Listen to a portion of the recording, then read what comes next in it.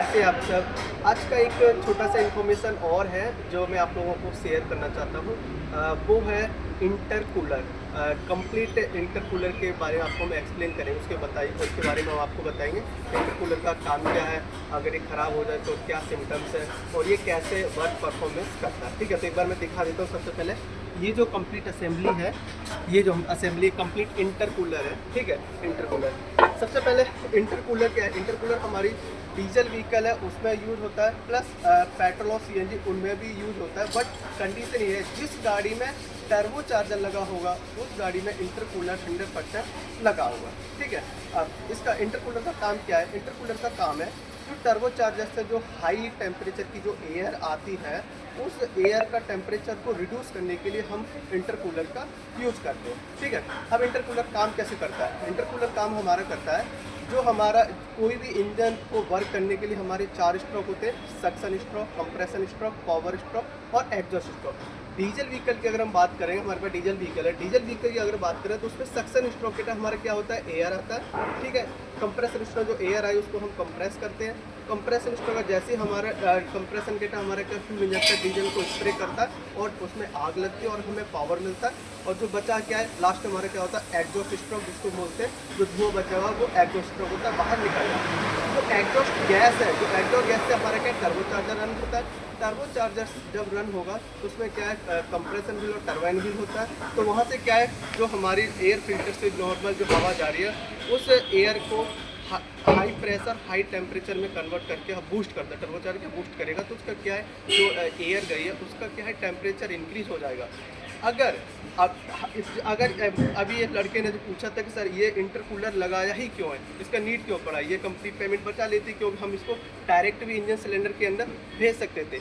But क्या अगर हम इसको एयर को हाई प्रेशर हाई टेम्परेचर की एयर अगर इंजन सिलेंडर के अंदर अगर हम डायरेक्ट भेजेंगे तो क्या सिम्टम्स होगा। तो हमारे क्या है, इसके अंदर हमारा प्री इग्निशन पेट्रोल इंजन है तो उसमें प्री इग्निशन, डिटोनेशन और नॉकिंग के चांसेस बढ़ जाते हैं। ठीक है, अगर हम प्री इग्निशन की बात करें, अगर मैंने बोला तो प्री इग्निशन क्या है। प्री इग्निशन क्या है, हमारा प्री इग्निशन है एक हमारा स्पार्क प्लग स्पार्क करता है, दूसरा उसके पहले ही हमारा एक ऑटो इग्निशन हो जाता है। जो हमारा एयर गई है वो ऑटोमेटिक इग्नाइट हो जाता है, वो उसी को हम प्री इग्निशन कहते हैं। ठीक है, नॉकिंग की अगर हम बात करते हैं, नॉकिंग क्या हमारा होता है, एक तो प्री इग्निशन का फ्लेम प्लस जो एक स्पार्क प्लग का फ्लेम, जब दोनों आपस में टकराते तो हमारा क्या नॉक होता है, नॉकिंग। ठीक है, इसको नॉक। तो इन सबको प्लस अगर हाई प्रेशर हाई टेम्परेचर की एयर इसके अंदर जाएगी तो प्री इग्निशन के chances, knocking, detonation plus vibration, ये सब चीज़ें हमारी क्या है, क्रिएट हो जाएंगी। सब इन सबको बचाने के लिए हमने क्या किया, इंटरकूलर को यूज किया। इसीलिए हम इंटरकूलर लगाते हैं कि हाई प्रेशर हाई टेम्परेचर की जो एयर है वो डायरेक्ट उसके अंदर ना जाए।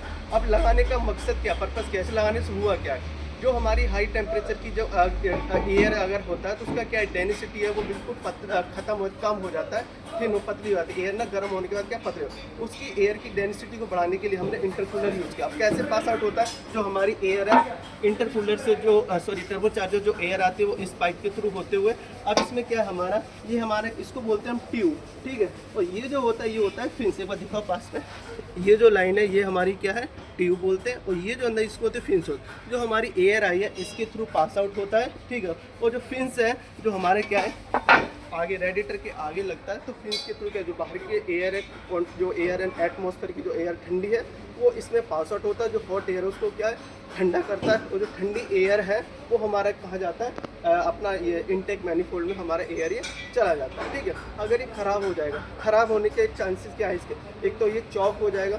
चॉक होने का रीज़न हमारे क्या है, जो गंदा एयर इसके अंदर अगर जाता है डर्टी, उससे भी चॉक हो जाएगा। अगर हमारा टर्बो चार्जर फेलियर हो जाता है तो ऑयल इसके अंदर भर जाता तब भी हमारे ब्लॉक हो सकता है।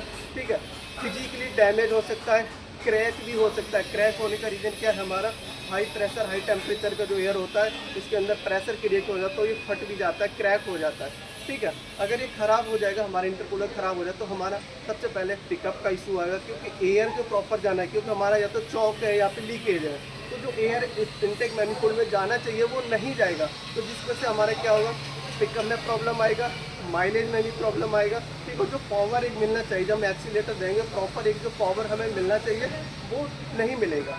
ठीक है, ये सारी चीज़ें हमारी प्रॉब्लम क्रिएट करेगा। ठीक है, यही सब इंटरकूलर का काम है। प्लस दूसरा, अगर हमारा इंटर खराब हो तो हमारे क्या ब्लैक स्मोक भी ये क्रिएट करेगा। Thank you so much. Hello.